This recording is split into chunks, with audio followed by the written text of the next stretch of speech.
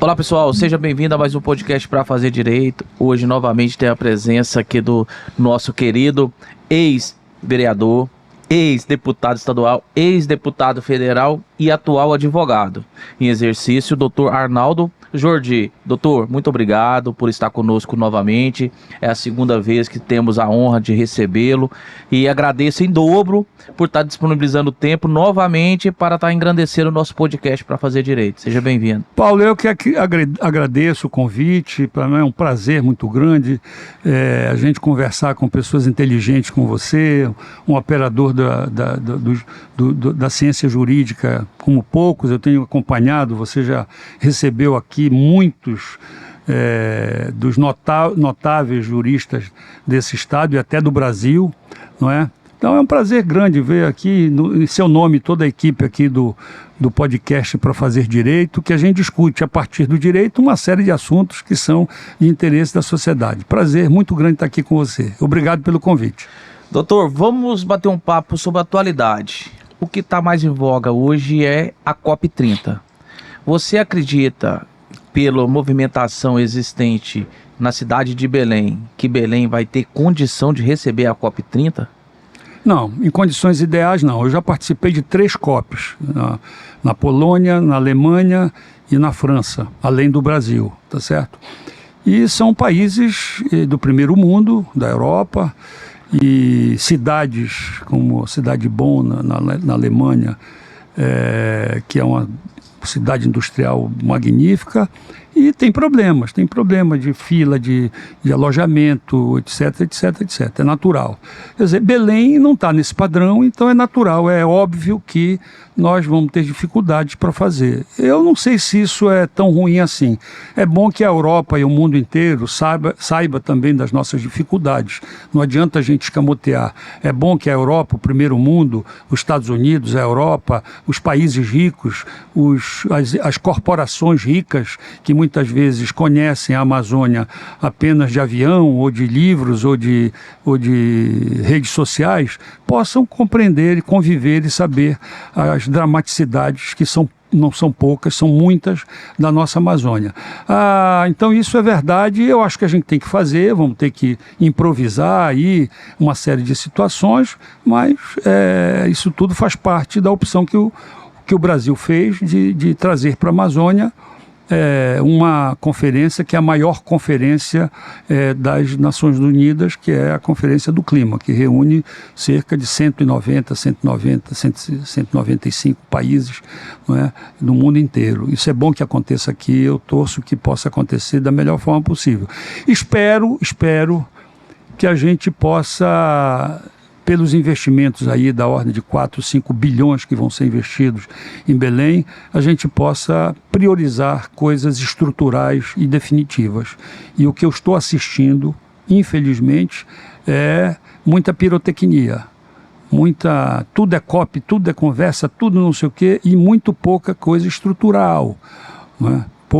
Muito pouca coisa estrutural, parques aqui, não sei o que para lá, fazer uma ponte para ali, não sei o que, algumas coisas estruturais, mas eu acho que a gente precisava ter mais, marcar isso com coisas que efetivamente, em poucos momentos da história de Belém, dos mais de 400 anos de Belém, nós vamos receber um aporte de recursos estruturais, parte deles a fundo perdido, como esse período da COP, né? Eu espero que isso não vá para essas obras e para essas versões, para essas iniciativas que são pirotécnicas, né, e mais coisas estruturais, e espero também que a gente tenha um pouco de prudência, não é? Principalmente quando se trata de corrupção, porque tem algumas coisas que eu estou aparentando aqui, que eu estou vendo, que evidentemente a suspeita de estar superfaturado é muito grande. Eu posso daqui a pouco citar alguns desses casos, entendeu? Você tem ciência de algumas obras que já estão sendo direcionadas para a COP? Gostaria de pontuar e falar um pouco para as pessoas que nos acompanham? Não, tem muita coisa. A revitalização do São Joaquim, por exemplo, é uma coisa estrutural importante. Não sei se vai chegar, acho que dificilmente vai chegar a tempo para fazer a coisa como tem que fazer, mas é possível fazer, não no tempo que eu espero que eu esteja errado. Tem algumas coisas e outras obras que estão sendo pautadas. Mas, por exemplo, o problema, talvez o mais grave problema de saneamento na região metropolitana e do Estado, que é o problema dos resíduos sólidos, do lixão lá do outrora Aurá e agora lá da Revita, lá de Marituba. Não tem solução. Isso não entrou na agenda, que eu saiba, desses recursos estruturais. Então é uma coisa que nós estamos aqui padecendo muito grande. Outras coisas... A COP, salvo engano, ela tem como agenda as questões da OAS, né? Que seria os objetivos sociais de desenvolvimento. Sim, seria... mas saneamento, claro, não, mas está... Então seria bem dizer, direcionada a essa linha específica. Está na veia, exatamente. Tudo isso tem a ver, não é? Então, assim, eu vi agora o anúncio... OS não, ODS, para corrigir. ODS, ODS. OS, desculpa. Eu vi semana retrasada o anúncio em pompas, né, a inauguração, o anúncio do início de duas obras, né? A obra da DOCA, de Souza Franco, que não é uma obra estrutural da cidade, diga-se de passagem, como dizia o meu amigo finado arquiteto e urbanista Paulo Cal dizia, é um canal, porque o Hélio Gueiros dizia que era tarado por DOCA, tem essa coisa, e alguns diziam o seguinte, esse é um canal que leva coisa alguma ao nada, certo? Ou seja, do ponto de vista estrutural da cidade, é 1.200 metros e... no centro da cidade, da elite do Pará, de Belém, e não tem grandes problemas, não tem grandes importâncias estruturais. Não estou dizendo que não tem importância nenhuma. Mas, pois bem, eu vi a placa anunciada, essa obra de revitalização, na verdade, porque não pode fazer drenagem profunda, não pode fazer... porque não pode cobrir aquele canal por causa das marés, dos níveis de marés. Isso está avaliado em 310 milhões, alguma coisa. 310 milhões. Eu conversei com um amigo meu, que é inclusive engenheiro da Secretaria de Obras do Estado. Ele disse, Jordi, vamos dizer que comece em maio, que ainda não começou, eu passo lá quase todo dia. Vamos dizer que começa em maio essa obra, em maio de 2024, e vai até outubro de 2025. Como é que você vai gastar 310 milhões em 1.200 metros? O cara é engenheiro, ele disse, olha, eu desconfio que isso está para fazer um projeto de urbanização, né? A outra obra, que foi anunciada no mesmo dia, na Tamandaré. Também um canal pequeno, hoje, já foi muito maior, outrora. Mas, infelizmente, a lógica do aterro está gerando os constrangimentos de alagamento que nós temos hoje. Isso faltou planejamento. Mas, enfim, essa obra está orçada, salvo engano, em 154 milhões. Quer dizer, se você somar esses dois canais que são pontuais, nenhum deles é estrutural da cidade, você vai ter quase 500 milhões de reais, R$500 bilhão. Eu desconfio, e não tenho medo de errar, que isso está superfaturado. Eu, inclusive, estou recolhendo informações e estou lhe dando aqui em primeira mão. Nós estamos pensando em entrar com uma representação no Ministério Público para saber como foi essa licitação, quais são os parâmetros disso, qual é o metro quadrado dessas obras no padrão de onde está sendo feito em outros lugares. Enfim, tomar mais informações para que esse dinheiro do contribuinte não seja lesado mais uma vez. Aliás, isso está virando muito comum nesse atual momento político aqui do nosso estado do Pará. Essa questão processual, levando em conta a velocidade da justiça, o abarrotamento de processo, não pode gerar um problema futuro que não vai permitir a execução da COP30? Pois, vamos dizer, você entrando com a ação pedindo uma liminar, dizendo para apurar possível irregularidades nas questões licitatórias e no projeto.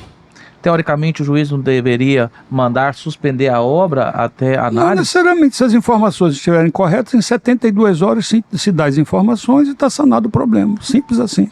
Entendi. Você não acredita que isso pode gerar um transtorno futuro para Não, se tiver, se tiver irregularidade, tomara que gere.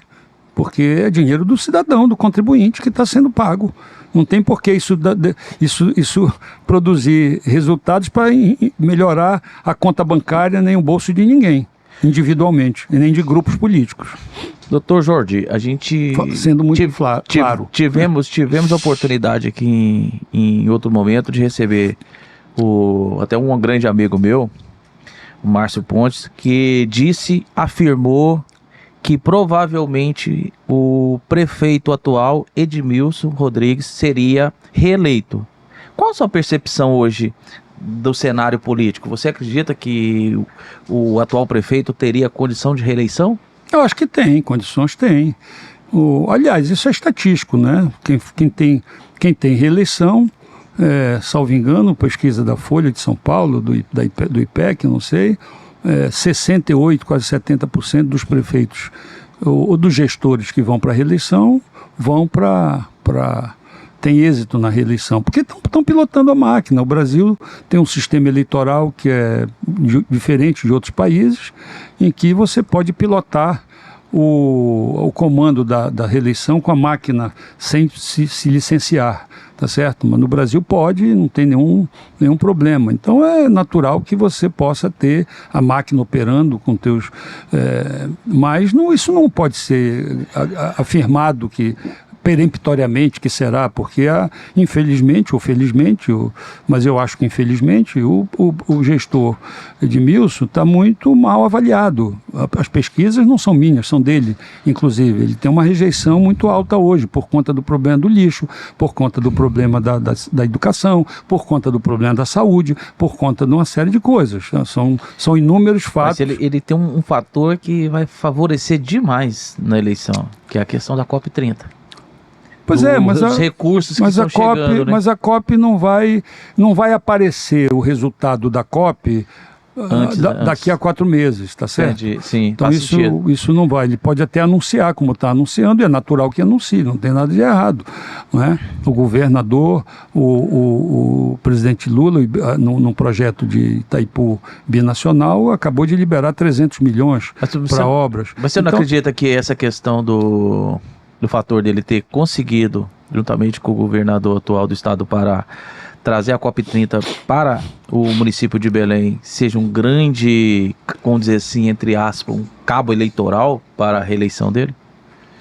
Não, na verdade, isso pode influenciar, é verdade. Por isso que eu digo, eu acho que as chances do prefeito Edmilson se reeleger existem, são reais, até pela estatística. Agora, não se pode dizer que é uma coisa dada absolutamente, tá certo? Porque a rejeição está muito grande, nós estamos há 4 meses de eleição, a questão da COP ter definido não foi uma decisão nem do Edmilson, nem do governador Barbalho, ainda que ambos, e qualquer um que estivesse lá torceria para isso, mas foi uma decisão do Brasil, do presidente Lula. O presidente disse, não, vamos botar na Amazônia para dar visibilidade para a Amazônia, até porque é um tema que o Brasil está indo bem melhor do que já foi na gestão passada. A Marina está conduzindo os indicadores de desmatamento, o combate a atividades criminosas no garimpo, na extração de madeira, etc. e tal, está sendo combatido como há muito tempo na quadra passada não era feita,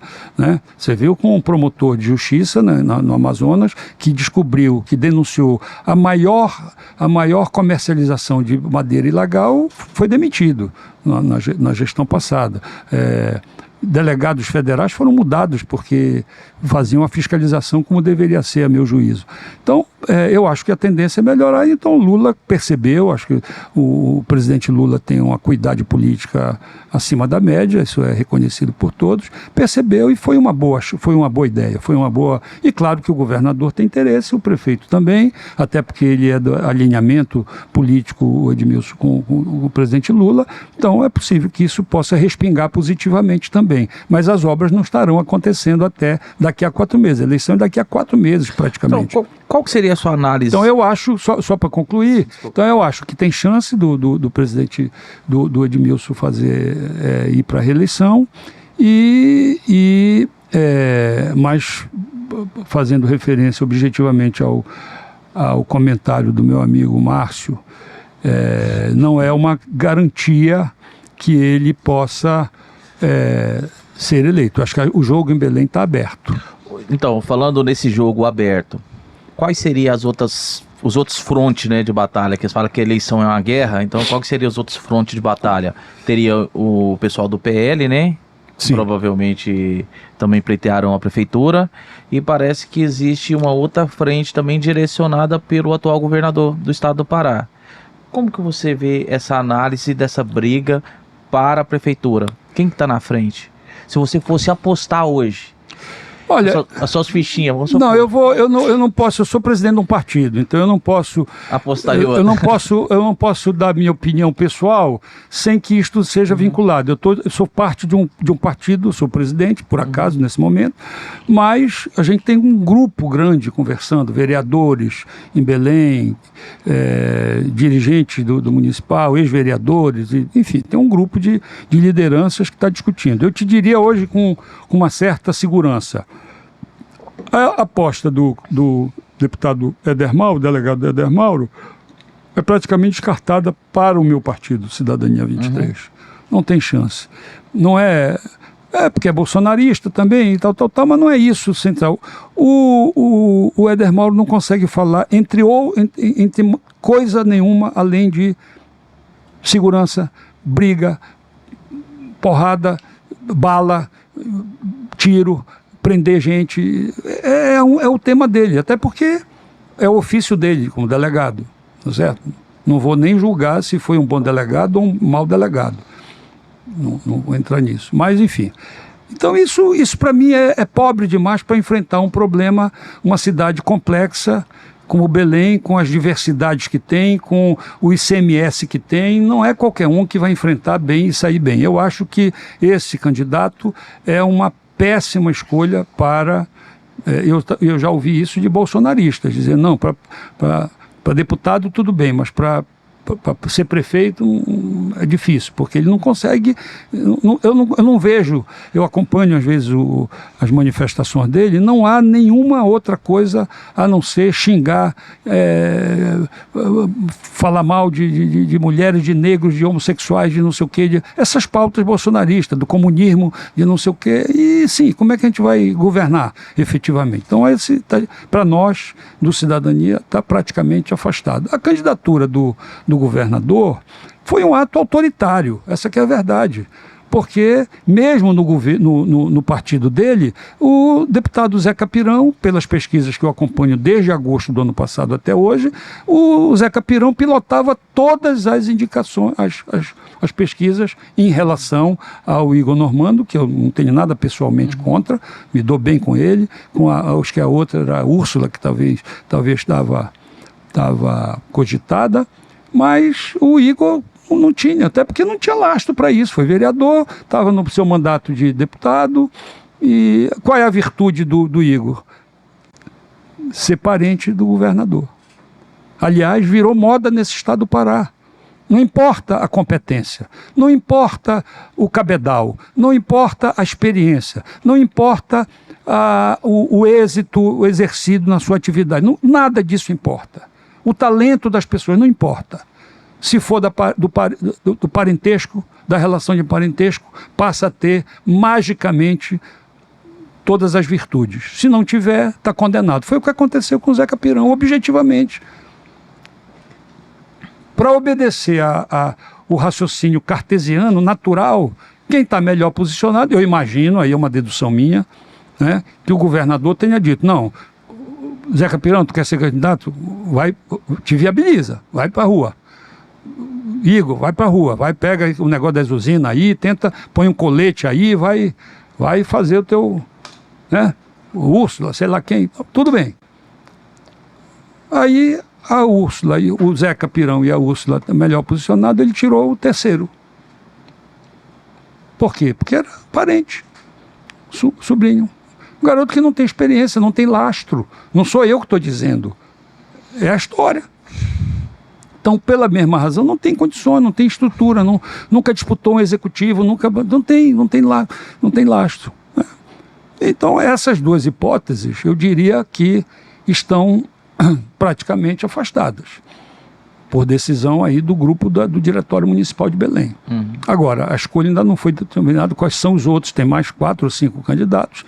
O partido está avaliando, vai avaliar qual seria a melhor opção, né, para enfrentar o processo. E o partido de vocês, do Partido de Cidadania, vai indicar algum prefeito ou não para candidato? Não, nós vamos participar em 91 municípios com candidatos a vereadores, vice-prefeitos, prefeitos, acho que uns 6 ou 7 candidatos a prefeitos. E eu acho até que nós chegamos a muito, porque nós somos talvez um dos poucos partidos, né, que não está na base orgânica do governador, que está com uma posição de independência, tá certo? O que há de reconhecer como mérito, vamos reconhecer. O que é para criticar, tanto que o caso o caso da esposa do governador, que foi nomeada para um cargo vitalício, recebendo R$41 mil até o resto da sua vida, né? Nós entramos com a ação, o juiz deu favorável, e depois um desembargador, estranhamente, revogou em menos de 24 horas. E o processo está lá ainda, rolando, não terminou, né? Então, veja bem, quer dizer, porque o Ministério Público silenciou do Estado, que era o dever, é o fiscal da lei. Se tem uma denúncia grave, um ato que deu repercussão, praticando imoralidade pública, nepotismo, então o fiscal da lei tem que, né? A OAB podia ter feito alguma manifestação, também não fez, uma associação qualquer não fez, nós tivemos que entrar, né? E ganhamos a causa, e eu acho que vamos ganhar no final, né? Porque já tem um precedente de 2011 lá do Paraná, igual, sem tirar e pôr. Então, quer dizer, está tudo dominado. Então, o nosso partido é um dos poucos partidos que tem independência para criticar e tem muita coisa para criticar nesse governo, pode ter certeza. O que nós não temos a impressão, o cidadão comum, é porque, como os meios de comunicação de massa estão dominados, antigamente tu tinhas uma polarização. O polo da família Barbalho e da oposição dos Maiorana. Agora está tudo dominado. Tudo dominado. Então, o fato está aqui, mas o que prevalece é a versão. E as pessoas têm acesso, por conta dos mecanismos de domínio dos veículos de comunicação, o cidadão está refém da versão e não do fato. Mas quem tiver a curiosidade de investigar de lupa esses fenômenos vai ver que é um governo fake. Continuando aqui, na verdade, a análise para as prefeituras. Tivemos aqui, parece uma reviravolta no município de Ananindeua, que faz parte da Grande Belém. Sim. E uma pessoa que estava vinculado ao atual governador se desvinculou e parece que está correndo para a reeleição de maneira solo. Qual a leitura que você faz dessa situação? O que você acha que isso vai trazer para a campanha, para esse período eleitoral agora na Grande Belém? Paulo, eu acho que isso não é uma novidade, não é um movimento inédito, né?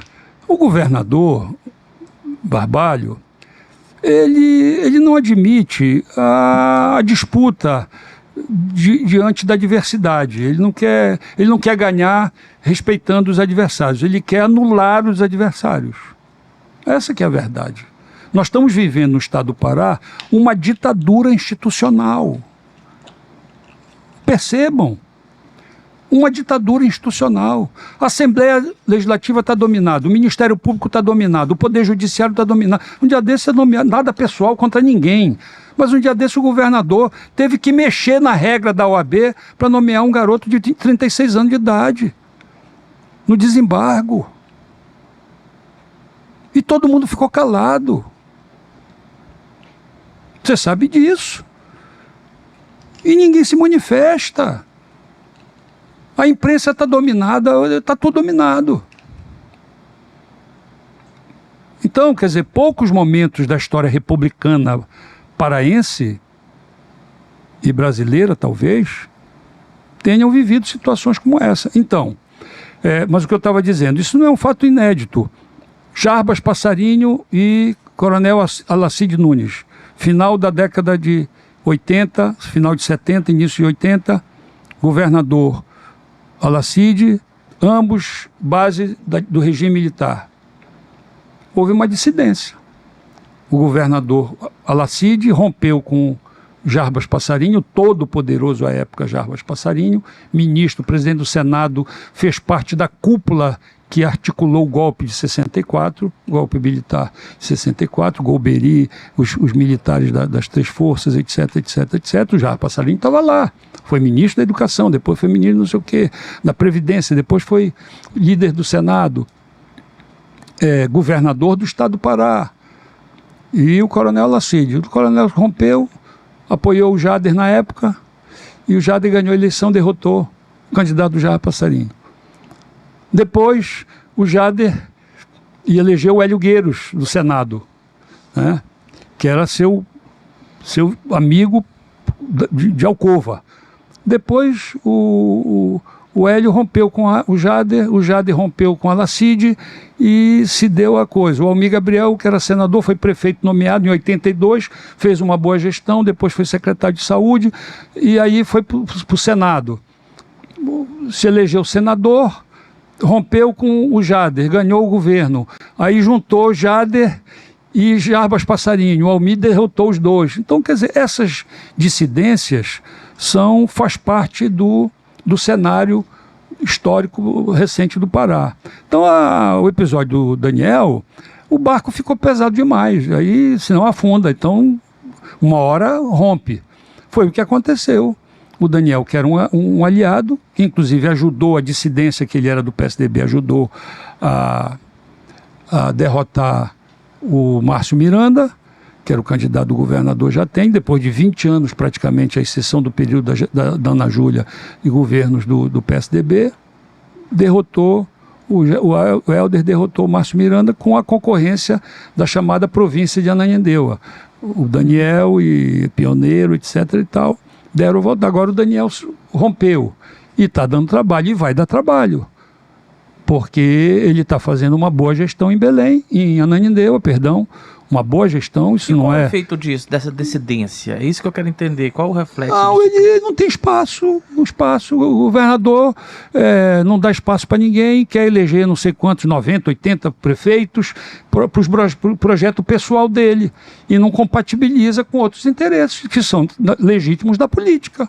Né? Você é um deputado federal, você é um prefeito da segunda maior cidade, a sua esposa foi eleita deputada federal, mais espaço. Aí vai procurar espaço no MDB, não tem, porque a família Barbalho não dá espaço para ninguém. O presidente é o irmão, que agora é ministro, o primo, o priante é deputado federal, a mãe é deputada federal, o pai é senador, o não sei quem, o outro sobrinho é não sei quem, o Igor Normando é o candidato...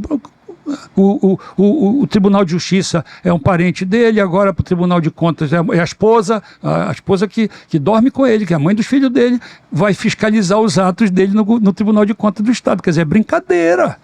É uma bofetada na cara dos paraenses, pensam que são idiotas. Quer dizer, que isenção a esposa do governador vai ter para julgar os atos do governador? Nenhuma. E se fizer, está errado, inclusive, porque é a companheira do... O que está errado é a nomeação dela para este cargo de controle social, de controle institucional. Está errado. Não tem isenção mínima. Não precisa ser advogado, não precisa ser especialista em contas públicas para saber que isso é um ato. É a raposa tomando conta do galinheiro, como a gente diz no coisa. Então o Daniel, sufocado pela falta de espaço, resolveu criar um projeto solo, tá certo? E está fazendo fila. Não aparentemente, mas nos bastidores, as informações que a gente tem é que muita gente dizendo, mano, te acalma aí que daqui a pouco essa chapa vai esquentar. Ou seja, tem muita gente já com as malas arrumadas para desembarcar desse projeto, porque é um projeto de, repito, é uma ditadura institucional que nós estamos vivendo no estado do Pará. E a versão tentando enganar os 8 milhões de paraenses que estão aqui, diante dos fatos. E essa aproximação do atual prefeito de Ananindeua, Daniel, ao PL? Está sendo bastante questionável. Não, ele foi para o PSB. Então, não, mas andam divulgando nas redes sociais, eu não sei a veracidade também das imagens, uma certa aproximação com o PL. Não, acho que não. Acho que isso leitura? é mais... Eu acho, também não tenho informação assim fidedigna com relação a isso, mas eu acho que isso não tem informação. Até porque é o seguinte, eu imagino, e aí é uma dedução, eu acho que o prefeito Daniel, antes de assinar a ficha do PSB, ele se acautelou. Ele foi com o presidente do PSB, o Carlos Siqueira, ele foi ao vice-presidente Alckmin. O vice-presidente Alckmin é um sujeito, eu conheço pessoalmente, já tive contatos com ele outras vezes, conhecemos o perfil dele, ele não é para tomar uma atitude dessa impensada, assim, de sopetão, como se diz, ele provavelmente consultou o presidente Lula, tá certo, para abrigar essa candidatura, então o Alckmin deve ter dado algumas orientações para ele. Uma delas é assim, olha, não tem espaço para ficar aqui flertando com bolsonarista. Eu imagino, aqui é dedução minha, pela minha experiência. Eu posso ser desmentido a qualquer momento por um dos personagens, mas a impressão que eu tenho é que ele não daria esse passo sem saber o balizamento por onde ele vai torear.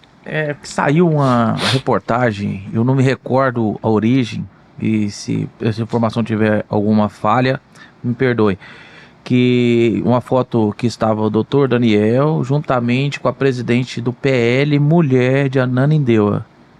E nessa foto foi muito questionado, porque o atual prefeito de Ananindeua estava recebendo em seu gabinete ela, pelo que foi narrado. Mas eu acho que isso não quer dizer necessariamente o atrelamento, né? Um atrelamento. Veja bem, a esposa, a funcionária do líder da liderança do Senado, do governo, o meu amigo Randolfo Rodrigues, meu amigo há 30 anos, e é o líder do Senado no governo, a mulher do presidente do PL do Amapá, ex-deputada estadual do Amapá, é assessora do Randolph, e esse presidente do PL lá do Amapá. Então, não necessariamente o Randolph vai fazer campanha ou estar flertando com o bolsonarismo. Acho que não. Você está falando, eu acho que a Carol é uma moça, uma loura que é lá de Ananindeua do PL Mulher. Não, a Carol, para sua leitura. não, mas só para lhe dizer, a Carol foi filiada nossa, do Cidadania 23. Ela foi filiada até pouco tempo, até uns anos atrás, a esposa do Eduardo Costa, Isso, que é um amigo comum até hoje. Ele é bolsonarista, fez opção, saiu do partido, foi para o PL, está lá na campanha do partido. Nós nos afastamos politicamente, mas somos amigos pessoais. E ele pode testemunhar isso. Um abraço para o Eduardo. Mas enfim, a Carol, esposa dele, pode ter tido ele é prefeito. Eu acho que a Carol está na base lá, na eleição passada, antes dela ser PL, antes do Eduardo, do Daniel ser prefeito, eu acho que apoiou o Daniel na eleição passada. Então é natural que tenha relações. Sim. Entende? Então não quer dizer que isto sinalize alguma coisa de aproximação de projetos e tal. É apenas uma opinião. Uma leitura geral. Quem que você acha que vai sair vencedor nessas políticas, nessas eleições municipais? Quando eu falo no sentido geral, partidárias. Quais seriam os partidos que teriam mais êxito, vamos dizer assim? No Pará? No Pará e depois uma análise global, falo nível não sei. nacional. No nacional eu não tenho essa avaliação toda, né? Mas certamente o MDB aqui no Pará vai sair, fortalecer, porque eles estão cooptando todo mundo. O prefeito é o seguinte, ou vem para o MDB ou nós não vamos, ou vai passar fome.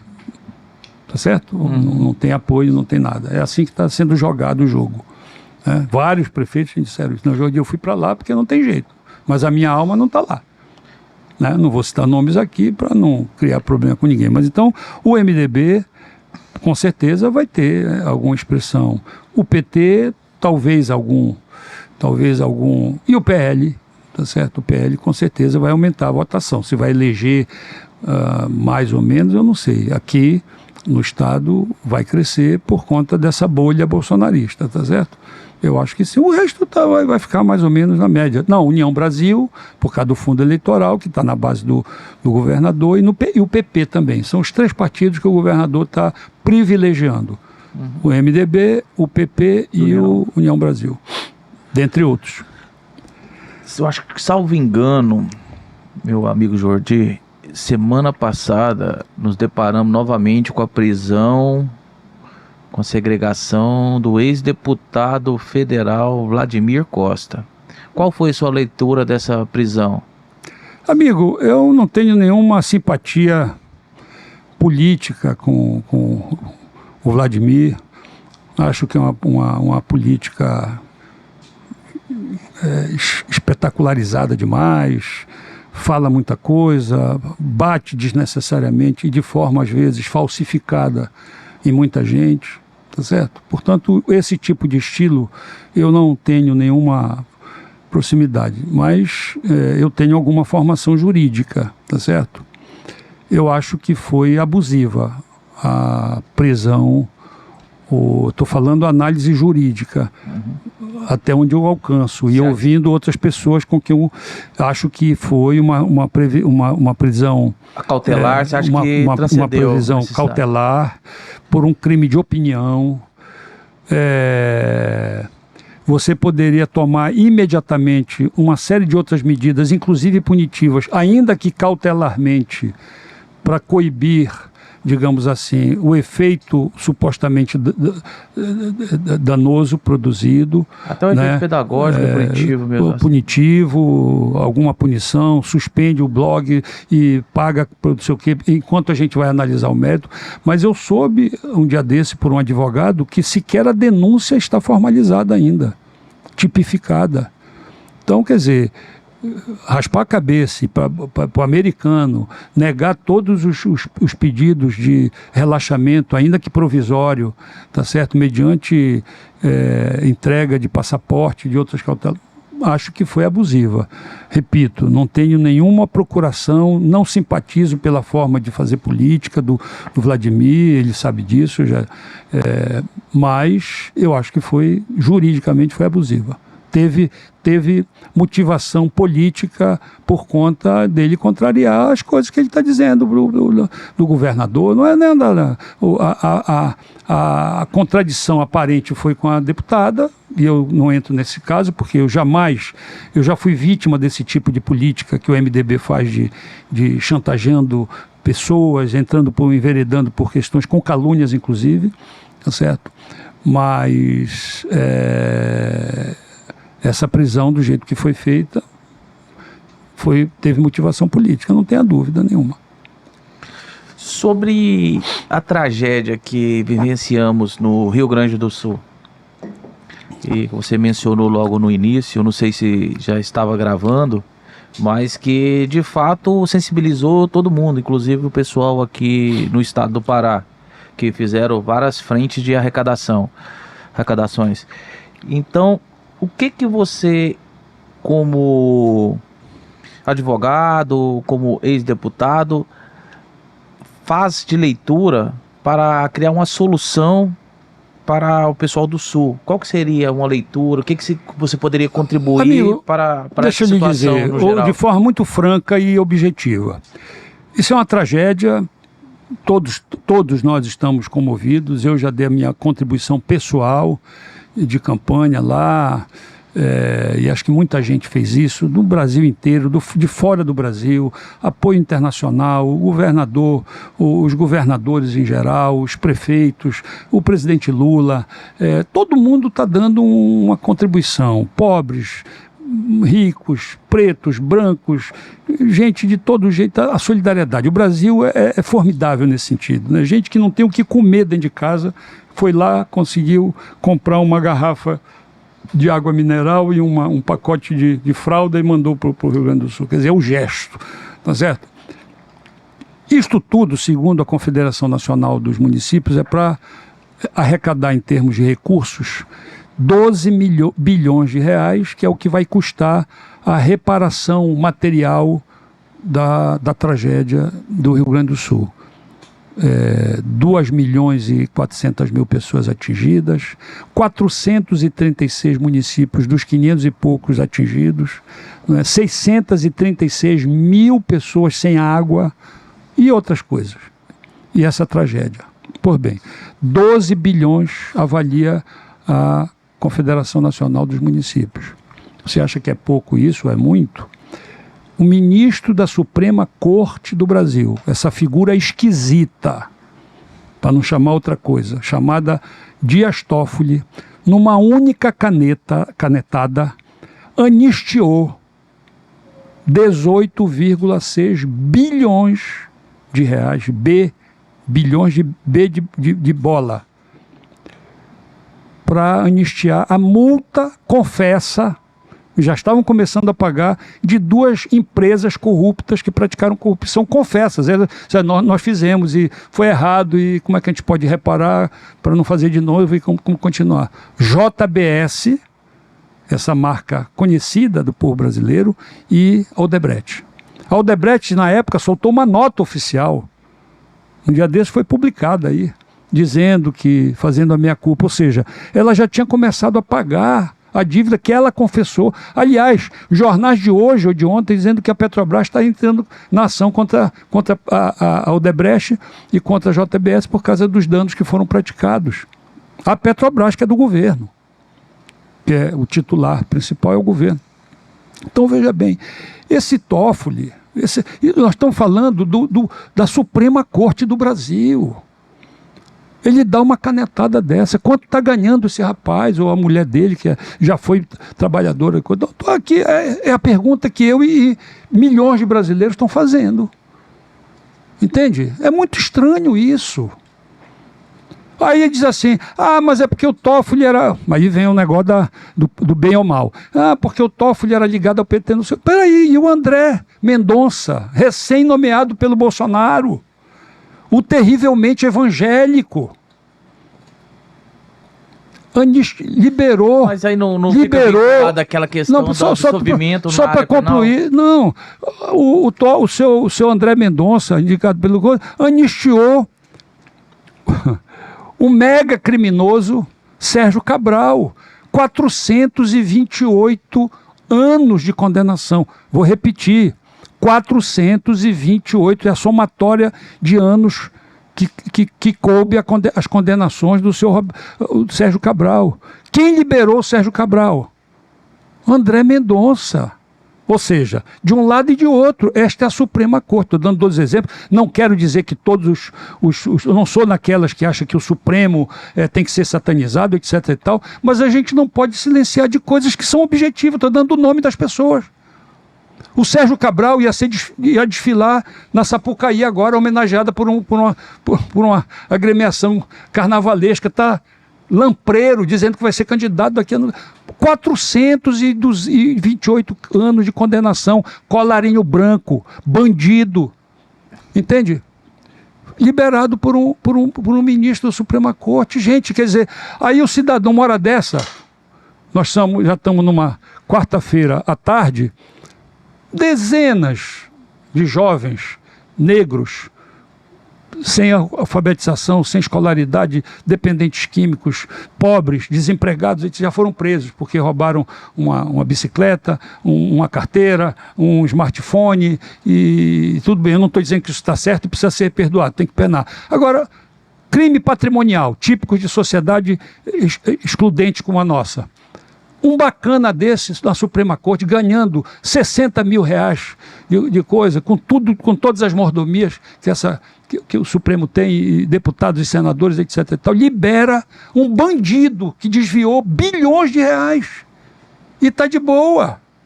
Eu pergunto, como é que se sente um cidadão com a mão calejada do trabalho honesto para pagar suas contas, para botar o leite na mamadeira dos seus filhos, quando vê uma cena dessa, velho? É ódio.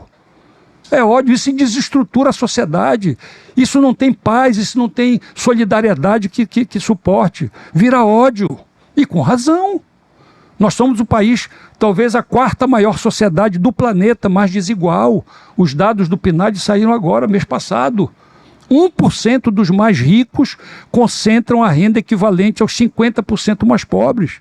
Ou seja, 22 mil pessoas concentram a renda, que é 1% dos mais ricos, concentram a renda de 100 milhões, mais de 100 milhões dos mais pobres do Brasil. Então veja bem, onde é que nós vamos chegar? Qual é o parâmetro de construção civilizatória com exemplos dessa natureza? Eu estou citando esses dois... é histórico, né? Isso pelo próprio direito penal econômico já começa a justificar, né? Começaram a punição de fato sobre esse tipo de crime recentemente, com aquele caso Siemens na Alemanha. Sim. Anterior a isso, as pessoas, bem dizer, apoiavam, incentivavam até mesmo a corrupção em outros países. Então, ou seja, agora, depois que começou com a questão do compliance, regras de integridade dentro das empresas, que começou a melhorar. Claro. Só que no Brasil, ainda, eu não sei se é porque é uma coisa muito recente ou se a velocidade de implementação desse sistema é muito lento, que não surge efeito. Aí surge nas pessoas, na população, essa sensação de impunidade e de punibilidade excessiva para as pessoas que cometem crime comum. Mas, querido Paulo, tudo bem, a história é essa. Mas nós temos que olhar como é que a gente avança daqui para frente. Não pode regredir. Eu penso assim. Porque, veja bem, o efeito mais deletério que esses exemplos dão é o seguinte: o cara diz assim, não tem jeito, se isso está assim, desse jeito, é melhor eu tirar o meu pedaço do meu que puder. Ou seja, aqui embaixo, você começa a praticar determinado... O sujeito vai no supermercado, encontra uma mulher, geralmente, infelizmente, são mulheres que estão ali debaixo de uma caixa registradora, numa relação quase que escrava, tá certo? Aquelas mulheres para ganhar um salário mínimo.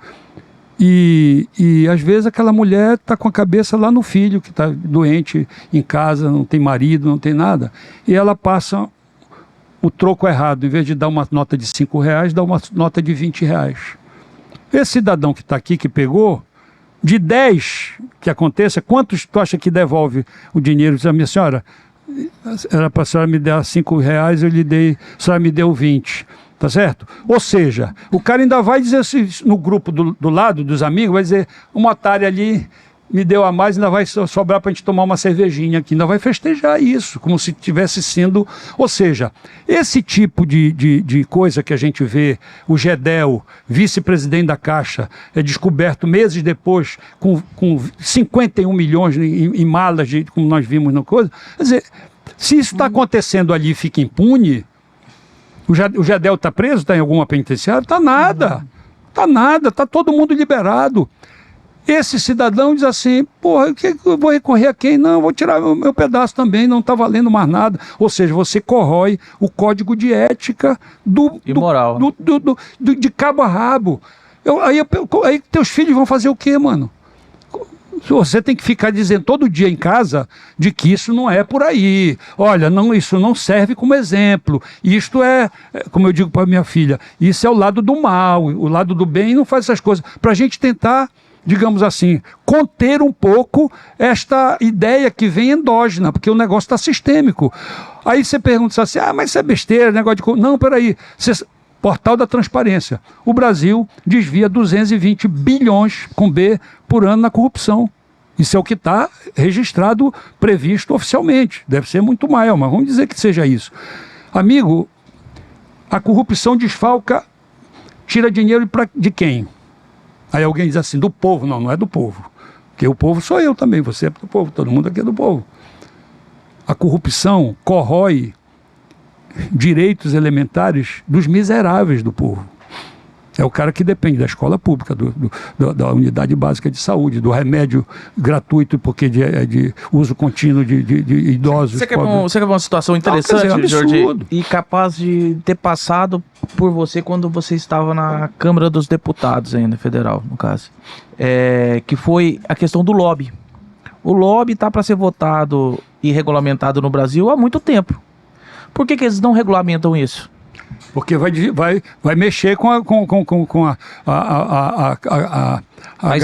galinha dos ovos de ouro, claro.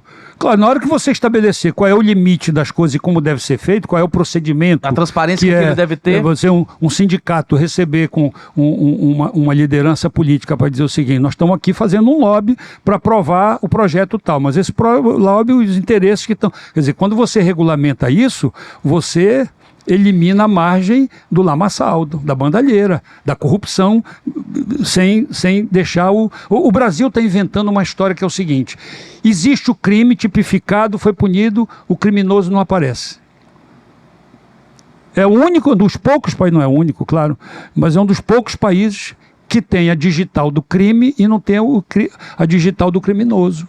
Isso está virando moda aqui, no Brasil. Eu acho extremamente interessante essa questão do lobby. Inclusive, esses dias eu estava até dando uma Nós nos posicionamos, na época, em favor de regulamentar. Claro que tínhamos sugestões de mexer no texto original, que é natural. Mas isso tem que ser com transparência, todo mundo sabendo. Como a maioria dos países civilizados. A gente entende que a questão do lobby no Brasil, ela tem uma visão assim, muito prejudicada. Quando fala lobby, parece que o cara já está fazendo rolo. É sinal de corrupção. Exatamente. E ao contrário, o lobby deveria ser um exemplo de clareza, transparência. E transparência que é, inclusive, um princípio básico da administração pública. Que a questão do lobby que afeta muito é a questão de uma empresa que vai fazer uma defesa, às vezes, de uma ideia sobre um produto frente ao executivo. Sim. Ele faz, mas aquilo não é claro. Às vezes, por trás daquela negociação, tem vários fatores que vai gerar um monte de renda, um monte de recurso desviado. Então, ou seja, isso gera muita corrupção. O que você vê que dificulta hoje a questão do lobby? Pois parece que vai ser pautado novamente. Você já perguntou e já respondeu.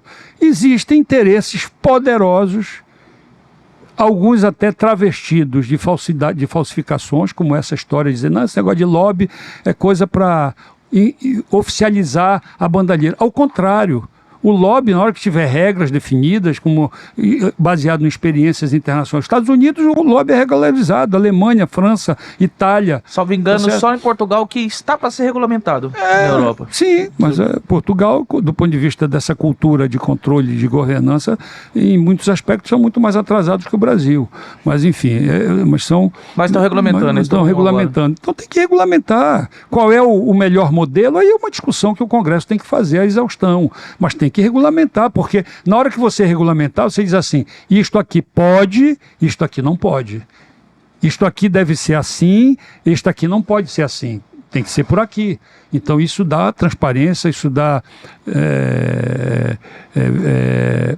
credibilidade para os processos e inibe as coisas irregulares no Brasil.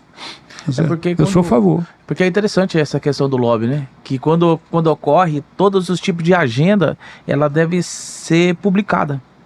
Sim. Vamos supor, uma pessoa, um prefeito, um governador vai receber alguma pessoa para fazer a defesa sobre algum tema. Vamos supor que ocorreu agora essa questão do Covid. Tiveram diversas reuniões. Não quer dizer que a pessoa, o empresário em si, que vai negociar com o governador ou com o prefeito, que ele está mal intencionado. Sim. Às vezes ele apenas quer levar conhecimento técnico que falta para a gestão pública. Está aqui o meu produto, avalia, claro. Está aqui, avalia se o preço está justo, se a sua qualidade tem certificação. E eu quero. Até para levar informação também, levar mais informações, mais profundidade sobre o assunto para poder. Claro.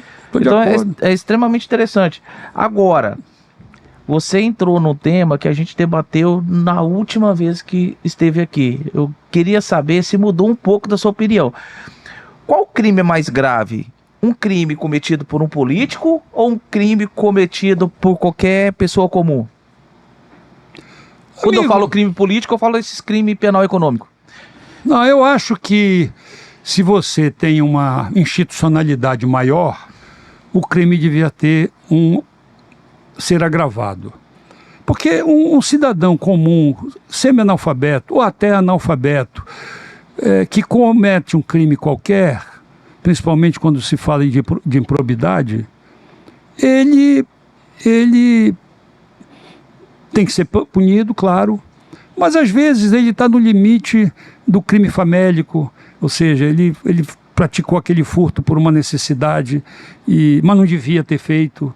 Às vezes tipifica até o crime famélico e você depois libera, porque foi comprovado o estado de necessidade extrema para um filho que estava passando fome, ele furtou um saco de leite, uma caixa de leite, sei lá, alguma coisa assim, uma manteiga, uma coisa, tudo bem.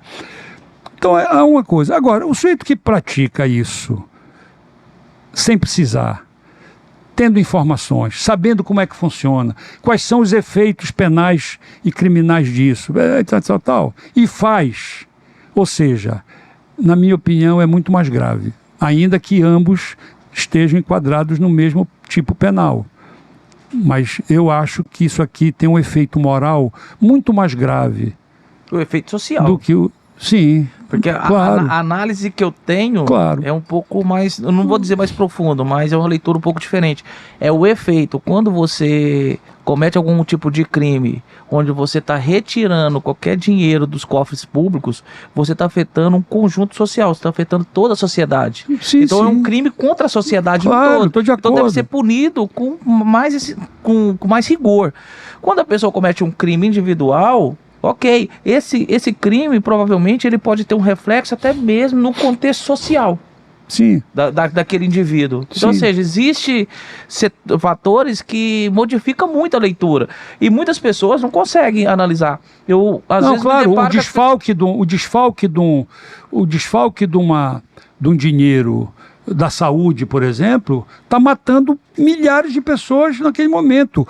Um desfalque de uma seringa num posto de saúde tem que ser enquadrado, mas talvez desfalque aquela seringa que precisou ser usada e talvez... Mas se for numa dimensão maior, o efeito social, você tem razão, é muito mais grave.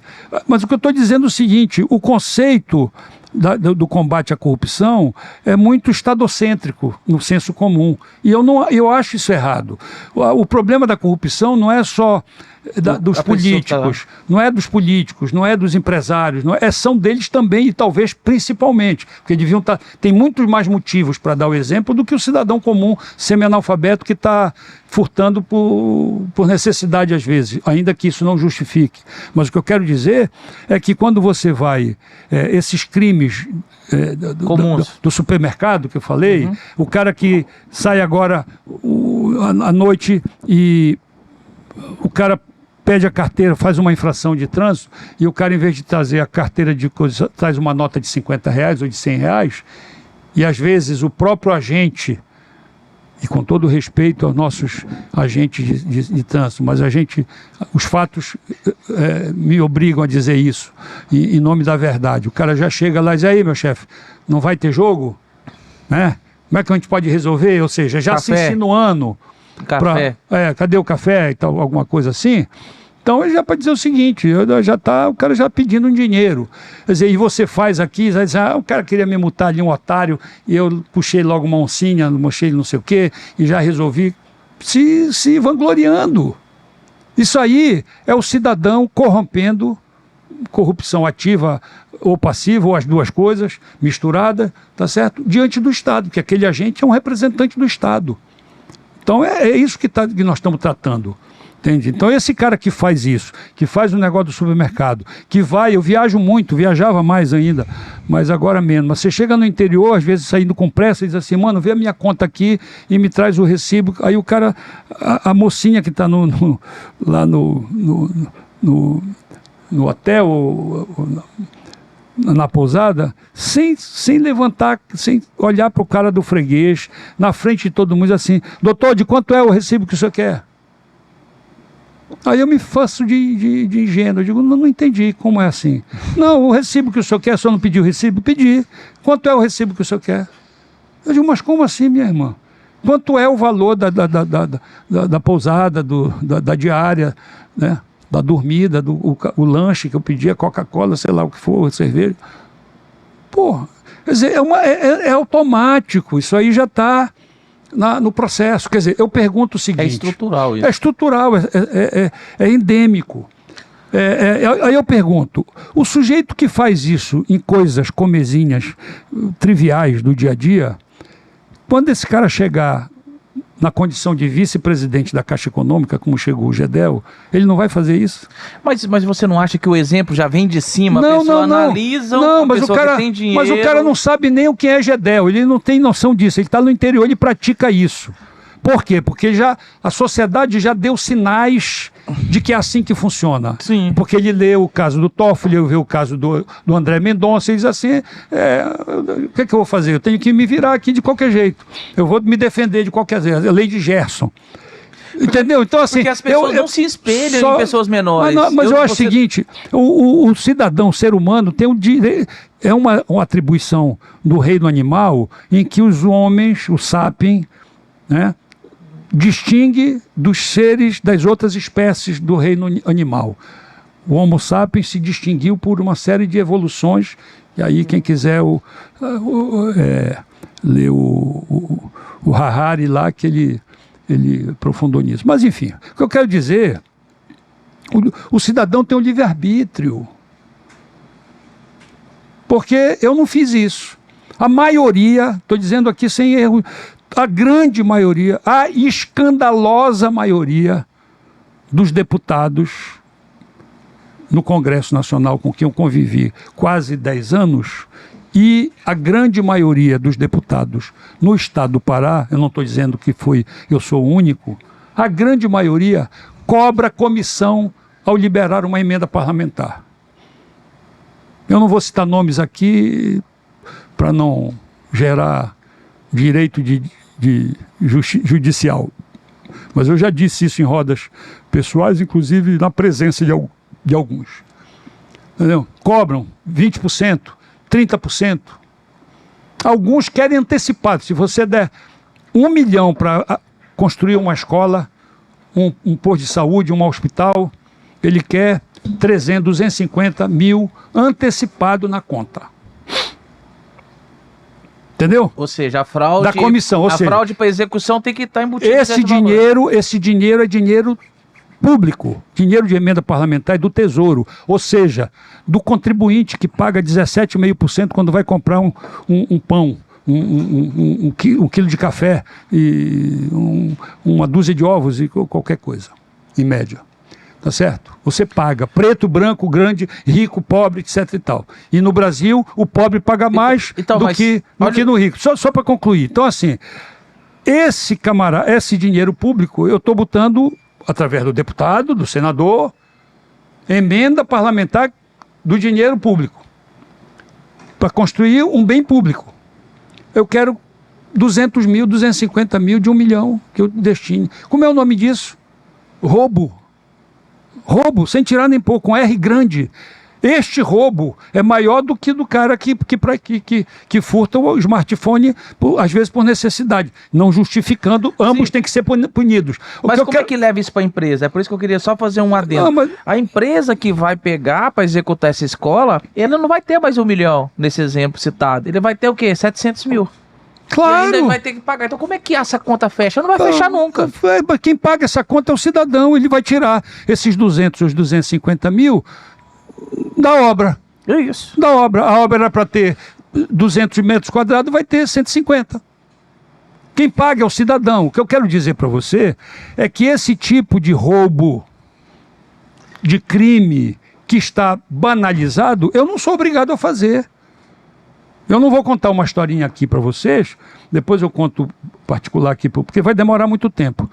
Mas assim, eu não sou obrigado a fazer. Eu nunca cobrei 1 centavo. E teve 2 casos que a emenda foi minha e o prefeito quis fazer uma... Eu soube, o pessoal do movimento social, de que estava sendo superfaturado. Eu denunciei, chamei o promotor de desculpa, o promotor, amigo meu, disse... pode investigar que tem problema ali. Mas como é que o senhor sabe? Eu sei, porque eu tenho informações que isso foi assim.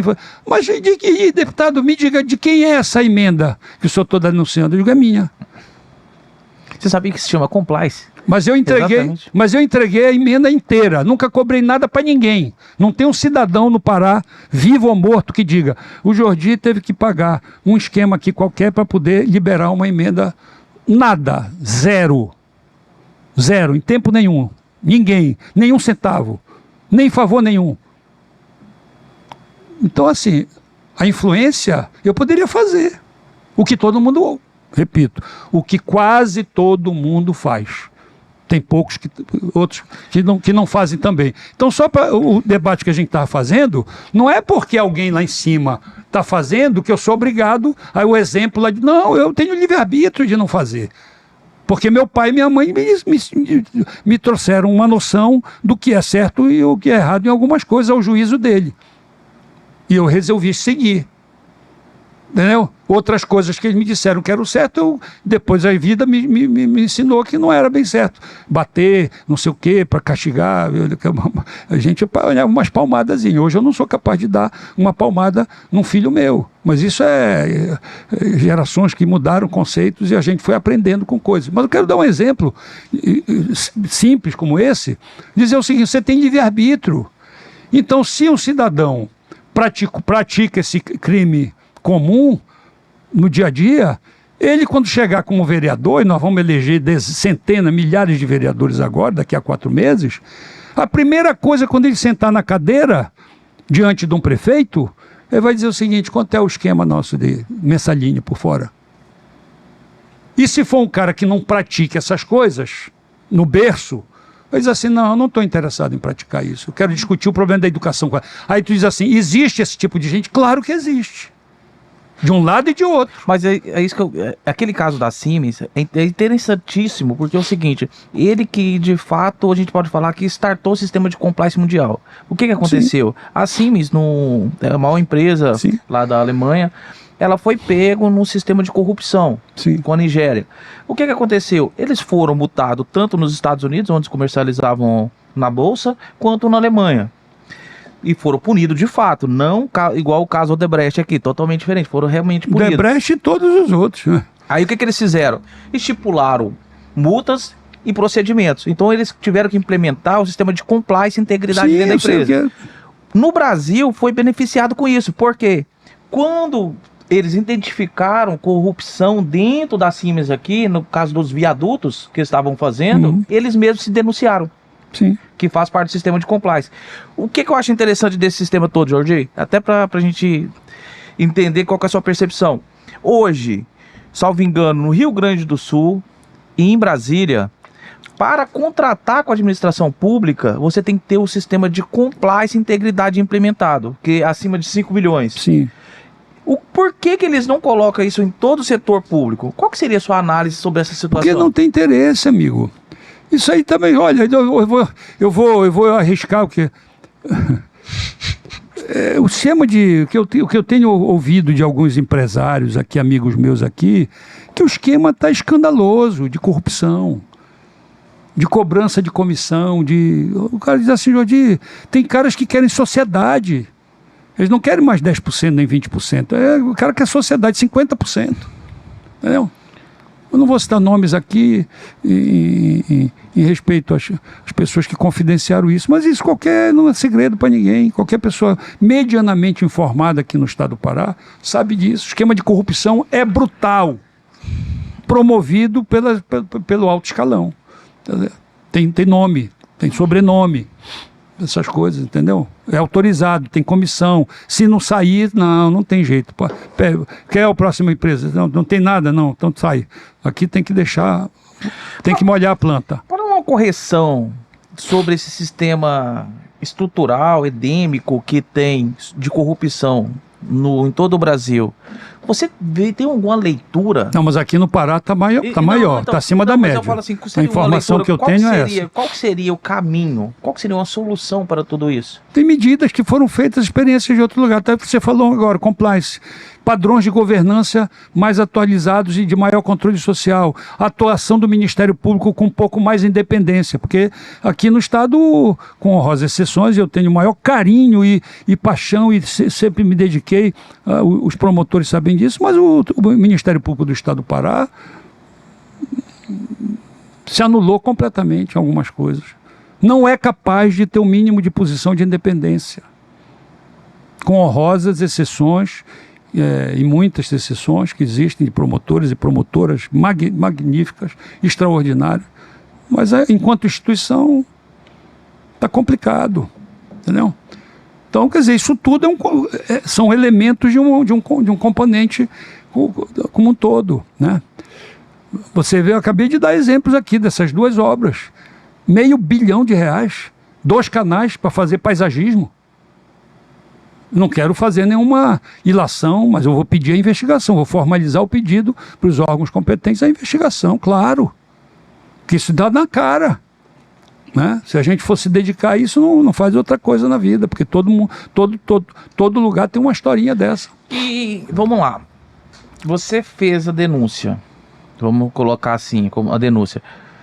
Isso é de fato investigado, apurado, com profundidade, para que se tiver algum tipo de falha, desvio, que seja as pessoas punidas? Porque, pela sua narrativa, olha, entre aspas, você diz que o próprio Ministério Público está prejudicado pelo estruturamento hoje do... Não, mas os promotores têm soberania.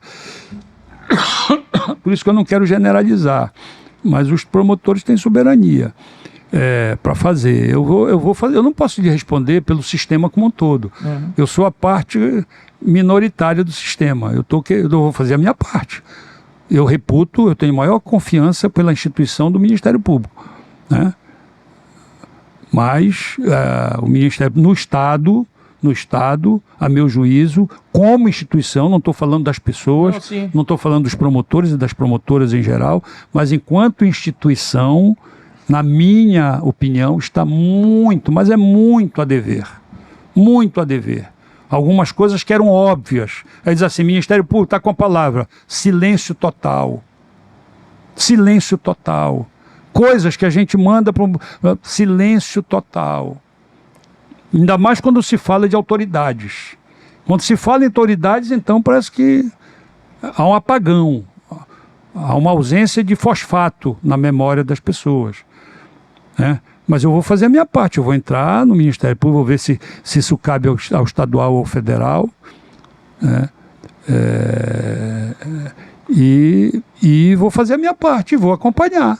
Agora, se a investigação vai ser bem feita, até porque, dependendo do que for, isso pode ir para sigilo e eu não tenho a veleidade de ter acesso antes do tempo, tá certo? Então, eu vou fazer a minha parte. Eu faço a minha parte. Espero que as instituições façam as suas. Espero e torço que não tenha problema, tá certo? Torço que não tenha problema, mas os dados, as informações que nós temos, são muito estranhas. Pelo desenho todo que o doutor, do excelentíssimo ex-deputado o cidadão tem pela roupagem, pela análise, o doutor não tem medo de se pronunciar e falar e ser também um alvo de perseguição no estado do Pará? Pela narrativa que você trouxe. Amigo, tudo que eu falei aqui tem evidências agora, se a justiça se achar no direito, não tem problema, vamos defender. Eu não vou renunciar às minhas convicções por conta de perseguição de torcida A, B ou C. Eu estou falando aqui, eu não estou fazendo xingamento, estou fazendo análise política. A minha análise política é essa. Eu não retiro uma vírgula falar do ministro tal, estou falando de fatos. O ministro Toffoli renunciou 18 bilhões e o Brasil inteiro e parte do mundo está chorando lágrimas para tentar recolher 12 bilhões. Esse rapaz anunciou 2 empresas confessas. O André Mendonça liberou o mega criminoso meliante Sérgio Cabral. Assim, isso é fato. Podia ter mantido? Claro, podia ter mantido até para gerar uma pedagogia de que o crime não vale a pena. Né? Pedagógico. Pedagógico, pronto, pedagógico. Tem uma pedagogia nisso. Entendeu?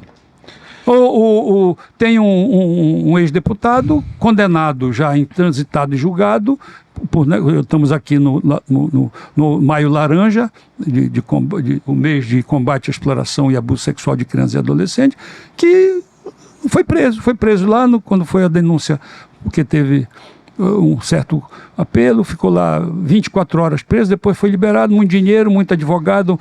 O ex-ministro Márcio Tomás Baixo foi advogado do ex-deputado Cefé e está solto até hoje. Entendeu? E abusou uma criança de 9 aos 11 anos de idade. Provas. Foi condenado em primeiro grau, em segundo grau, recorreram, foi para o STJ, foi não sei o quê, embargos daqui, infringentes daqui, todas as medidas procrastinatórias que, lamentavelmente, o processo judicial brasileiro abriga, e está solto. Não foi preso.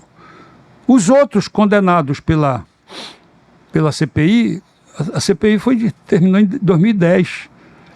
Nós estamos falando de 14 anos depois. Dos 55 casos que foram indiciados na CPI, 43 ou 44 já foram presos, alguns já cumpriram pena. Que eram réus primários e tal, já cumpriram pena, assaltaram. Essa é a paz no carro. Então é a impunidade que tem um efeito pedagógico. Entendeu? Infelizmente. Doutor Jordi, sobre a sua perspectiva futura, perspectiva não, qual o caminho que você quer percorrer agora na política? Você tem algum plano? Tem querendo ser novamente vereador, ser prefeito, ser deputado? Tem não vou disputar a eleição. Não vou disputar a eleição agora, nem para vereador, apesar de muitos convites do meu partido, de vários amigos, e tens que vir para vereador, começaste como vereador, mas eu não tenho pretensão. Acho que tem muita gente nova aí, boa, para disputar, não só no meu partido, em outros partidos. Acho que nós estamos, e eu procuro estimular a quem eu possa, as pessoas de boa intenção, para participar do processo político. Acho que tem que ter uma renovação. Eu fui vereador durante 4 mandatos, fiz muita coisa, sem nenhuma falsa modéstia. Mas você não poderia contribuir para o partido? Porque você teria uma votação expressiva, não poderia ajudar para a legenda. Mas eu já estou na fase de cuidar dos netos, não tenho mais esse pique, porque assim, eu não tenho estrutura, não sou empresário, não tenho gado, não tenho fazenda, não sou um cara rico em termos de financeiro e estrutura. Então, do jeito que esse jogo está sendo jogado, tem deputado que gastou 50 milhões para se eleger deputado federal, amigo, isso não é novidade para ninguém. Quem me disse isso foi um procurador eleitoral, inclusive. Então, veja bem. A conta que nunca fecha. Né? 50 milhões. Assim, o teto constitucional para um deputado federal é 3 milhões. Como é que o cara gasta 50? Como é? E eu, como é que eu vou gastar 50? Como é que eu vou gastar 1/5 disso? 10 milhões.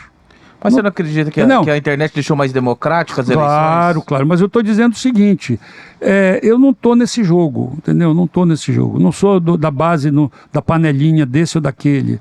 Então, deixa quieto. Tem gente que vai fazer e eu me sinto representado. Eu já fui, como eu disse, já fui vereador 4 mandatos, já fui deputado estadual 2 mandatos, fiz uma obra social aqui que ninguém fez. Assim, eu e um conjunto de companheiros na CPI da pedofilia, nós prendemos deputado, irmão de governadora, denunciamos juiz, promotor, delegado de polícia, padre, pastor, vereador, etc. e tal. Só para falar dos grandes, nós não alisamos ninguém, como se diz na gíria, né?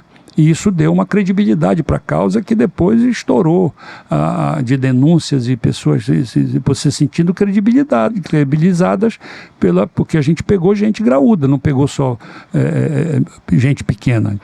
Então essa obra, isso salvou milhares de pessoas. Isso depois o Propaz só existia, a Propaz só existia em Belém. Isso foi para 12 municípios polos, 8 municípios polos no primeiro momento. Eu equipei todos os conselhos tutelares com carro, computador, impresso, todos, os 165 do estado do Pará. Eu acho que foi o único deputado do Brasil que fez isso. Isso foi uma promessa que eu fiz com os conselheiros. Então a gente fez muita coisa. Fui deputado federal, o segundo mais votado em 2010, com mais de 200 mil votos. Então, assim, está na hora de deixar a turma... Agora, eu sou presidente de um partido, então eu continuo na política, mas não com mandato. Não tenho mais interesse Jordi, no momento. Eu tenho uma preocupação muito grande com a questão econômica na política. Certo. Você citou aí que teve deputado que gastou 50 milhões. Isso prejudica demais a questão da representatividade. Mas total. Porque quando a pessoa coloca tanto dinheiro para ser eleito, ele tira a representatividade, porque grande parte desse dinheiro ele é destinado à compra de voto. Então, ou seja, a questão da representatividade fica prejudicada. E ele vai buscar depois na corrupção, provavelmente. Então, porque isso não rende de salário, não dá isso. Então, mas a questão vai além. Eu me aventuro até ser um pouco mais profundo. Quando você perde a representatividade, sim, você perde... O sistema democrático está você perde a credibilidade. Eu ia até lhe perguntar qual que seria a mensagem que você deixaria para as pessoas que estão extremamente desmotivadas com a questão da política. Haja vista que existe essa questão do poder econômico que tira totalmente a representatividade do setor político. A pretensão é essa, mas felizmente isso não é alcançado. Eu não acho que o principal ativo numa política seja o poder econômico, ainda que isso pese e deforma o processo. Você tem razão, 100%. Você tirou o que eu ia dizer, 100% eu concordo com você. Mas a única coisa que eu aditaria nessa sua fala é o seguinte: isto não é o ativo mais importante. Tá certo? Porque se fosse assim, eu não seria vereador, nem deputado federal, etc. e tal. E outros também, né? Eu dou exemplo sempre o seguinte: porque a política, o sujeito tem que ter muito dinheiro, senão... E aí isso virou senso comum. O cara chega comigo e diz assim: Jordi, tu quer ser candidato? Não, eu quero. Quanto tempo é gastar? Eu digo: rapaz, eu não tenho muita coisa, eu sou um cara... nem te mete nisso, mano, que o cara, se não tiver muito dinheiro, isso virou um senso comum. Mas isso tem uma razão de ser, Paulo. No primeiro e até metade do Segundo Império, no Brasil, você só podia votar se tivesse R$1.000 de renda. Depois passou para R$1.200.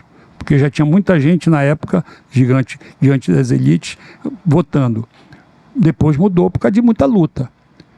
Mas essa história da representação do poder está vinculada ao poder econômico, isso vem desde que Cabral chegou aqui, tá certo? Isso tem uma razão de ser. Mas isso não é só no Brasil. Não, eu estou dando o exemplo daqui que é mais próximo, estou dizendo.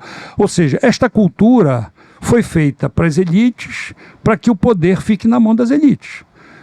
Diante desta unanimidade, entre aspas, o que é que uma professora vai dizer? Eu vou me meter em política? Hoje em dia não tem dinheiro, às vezes, nem para pagar a feira lá de casa, para o supermercado. Então é para desestimular mesmo um trabalhador, um advogado, uma professora, um médico, um cidadão do bem. Segundo aspecto nisso, então não entre nessa corda, meu irmão. Tem outros ativos que podem compensar. Então, os exemplos aí. Outra coisa que diz assim, tudo, não vai te meter em política, porque todo mundo que vira político vira ladrão. Não é verdade. Isso é para nivelar também os bandidos, por baixo os bandidos. Então, já que todo mundo é bandido, eu não sou bandido, então não quero participar. Aí você impede que um cidadão do bem possa entrar para a política, inclusive fazer diferença nisso. Porque se um cara está indignado porque ele não quer participar da política, porque ele acha que é um lamaçal, se ele não participar para mudar esse lamaçal, ele vai ser governado pelos lamaçais da política, tá certo? Então, simples assim, é cartesiano. Então, e a perseguição? E medo de perseguição? A perseguição tem pessoas também. Que deixam de... Deixa, porque não quero meter nisso, que isso vai me dar trabalho, eu sou um cara muito certo. Eu digo, mano, exatamente por isso. Como é que a gente vai mudar a política se as pessoas que querem fazer a coisa certa não participarem da política? Eu dou exemplo, 2 aqui para a gente encerrar. 2018. A eleição mais cara do Brasil é para presidente da República, óbvio. 2018, quem ganhou? Bolsonaro. Eu não votei nele. Nem a primeira, nem a segunda vez e tal. Mas o Bolsonaro tinha mais dinheiro do que o Haddad, depois de todo aquele escândalo da Lava Jato. O Bolsonaro tinha mais do que o mega banqueiro Meirelles, ministro da Fazenda. O Haddad tinha mais do que o Alckmin. O Haddad tinha... Enfim. E o Bolsonaro ganhou em 2018 com folga. Não foi apertada. Apertada foi essa agora. Mas com folga. Não tinha governador, não tinha prefeito de capital, não tinha nada. E ganhou a eleição. Foi o dinheiro que determinou? Não. Teve outros fatores que a gente não vai analisar agora. A eleição da capital aqui há 4 anos atrás. Candidato do governador, Helder Barbalho, Priante, deputado com 4 mandatos, sei lá, já foi candidato a prefeito, foi para o segundo turno, inclusive, ou seja, um candidato competitivo. Perdeu a eleição, ficou em 3º lugar, com governador e tudo. Candidato do prefeito, que era a outra máquina, Zenaldo, candidato Tiago Araújo, amigo nosso. Ficou em 4º lugar, não foi para o segundo turno. O segundo turno foi Edmilson Eguchi. Aí eu pergunto, foi a máquina que decidiu isso? Foi estrutura? Foi dinheiro? Não foi. Importa? Importa. Quem estiver dizendo que não, é hipócrita. Mas não é isso que decide, tem outras coisas, credibilidade, planejamento, leitura do jogo, estratégia política, vontade de fazer as coisas, verdade ao dizer as coisas, não ter medo. Mas você não acredita que essas pessoas sem dinheiro, que conseguem se eleger e reeleger, são exceções, não são regra? A grande maioria são eleitas através do poder econômico? Não acho. Eu acho que é meio a meio, porque as pessoas dizem assim, olha aí, não vou citar nomes aqui para não constranger ninguém, mas olha esse vereador aqui, quem era esse menino? Um riquinho aí, que ninguém sabia, ninguém trabalha, pai empresário, botou dinheiro, ganhou eleição, é verdade. E quantos desse mesmo perfil não se elegeram? Gastaram tanto quanto, as pessoas não contam, contam só que se elegeu. Aí, por outro lado, tem uma enfermeira, não sei das quantas, que se elegeu e não teve estrutura. Enfim, eu acho que não é isso que tá decidindo. Quer dizer, eu acho que uma coisa pode funcionar com muito dinheiro, como muito dinheiro também pode não funcionar como uma boa parte. Só que os que ficaram fora não são citados, né? O cara Entendi. dá sempre o exemplo do coisa. Então, acho que é muito relativo essa coisa, né? Agora, claro que... estatística, quase 70% dos prefeitos que tem, nós já falamos sobre isso, a reeleição é estatística, porque o cara está com a máquina e cai e sai com um ativo na frente de que não só muitos ativo não têm. financeiro, mas ativo de imagem também, né? De imagem, de mobilização, de gente que é do DAS, que não quer perder o emprego. Tem 1000 fatores aí que fazem com que isso seja um fator impulsionador. E que afeta diretamente a Afeta no representatividade. resultado, claro, não tenha dúvida. Eu vou mas já foi pior, Paulo. Eu vou Isso que encerrar eu quero só aqui para agora. dizer o seguinte, foi muito pior. Eu vou encerrar hoje e te agradeço, doutor Jordi. Claro. E deixo aberto um tema para a gente debater e peço até para você tentar aprofundar aí para trazer muito mais informação. Não que você precise de estudo para isso, mas é para tentar agregar um pouco mais sobre a questão da representatividade. Estamos chegando em período eleitoral. Eu acho extremamente relevante a gente conversar sobre isso. Sim. Porque Sim. eu sinto, de fato, que as pessoas estão extremamente desmotivadas quando votam e não conseguem, de fato, colocar as pessoas para lhe representar. A democracia é complexa, né, no Brasil. Às vezes a gente vê um voto aí de... Como é que eles falam? Quando eles votam na pessoa que foi o caso... Nada contra, o caso do Tiririca, é o voto de protesto. Não, mas sim, mas agora já isso diminuiu muito, viu? O sistema de representação, a regra de representação melhorou, né? Melhorou em alguns aspectos. Por exemplo, esse episódio que o Tiririca elegeu com 1 milhão de votos, elegeu um cara com 14 mil votos, 15 mil votos, isso acabou porque acabou as coligações. As coligações só são possíveis agora no sistema majoritário, no proporcional não pode mais, tá certo? Então isso, ou seja, o partido, às vezes você tinha um partido grande, o partido Y, tinha um partido grande, aí o Z botava 2 candidatos ali com chance e o outro tinha que fazer o coeficiente para poder Então era desproporcional a coisa, né? Os partidos menores não tinham chance de montar uma chapa completa, eles se juntavam com outros para poder ter chance. Hoje acabou, ou seja, ou o partido tem a chapa para fazer o coeficiente eleitoral e eleger, ou não tem.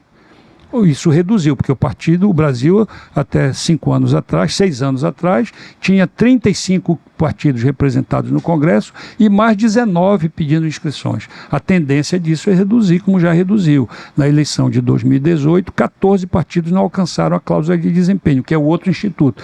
Na medida que você eliminou as coligações e eliminou essa, vamos dizer assim, esse trampolim que tinha do episódio Tiririca que você citou, e ao mesmo tempo estabeleceu a cláusula de desempenho para que os partidos tenham fundo partidário, tempo de televisão e rádio gratuito na coisa, e estrutura de representação dos partidos nas câmaras, nas assembleias, nos parlamentos, você, combinando esses dois fatores, você vai, vamos dizer, oligarquizar mais a representação política, vai diminuir muitos partidos que eram meramente cartórios para negociar dinheiro, emenda, vender apoio majoritário pelo tempo de televisão em troca de dinheiro, mil coisas. Então isso vai reduzindo, porque a cláusula de desempenho em 2018 era 1,5%, em 2022 foi 2%, agora em 2026, próximo 4 anos, vai ser 2,5%, e em 2030 fecha com 3%, aí encerra o ciclo. Quem não tiver 3% em 2030, o partido que não tiver mínimo de 33% de votos nacionais em no mínimo 9 estados da federação, que é 1/3 dos 27 estados, estará sem essas 3 coisas. Isso foi progressivo para dar chance dos partidos se estruturarem. Então isso vai diminuir um pouco essa enxurrada de candidatos, de partidos, perdão, dizendo, que você tem no Brasil. Isso melhora um pouco o sistema, e os partidos vão ter que ter um pouco mais de inserção na sociedade, o seu projeto, para ter essa representação política. Então, nesse sentido, foi um avanço que você teve. Por outro lado, nós temos que ver esse sistema de funcionamento, que era 100% aberto. Agora o Congresso, malandramente, imoralmente, põe quase 6 bilhões de fundo eleitoral para os partidos políticos. Isso é uma bofetada na cara do cidadão. Que tenha que ter algum fundo eleitoral, eu acho até que tem 2, 3 bilhões, mas o cara botar quase 6 bilhões é um escândalo isso. É um escândalo, eu acho, né? Mas, enfim, vamos aprofundar o debate. Doutor, muito, muito obrigado mesmo, é porque acabou.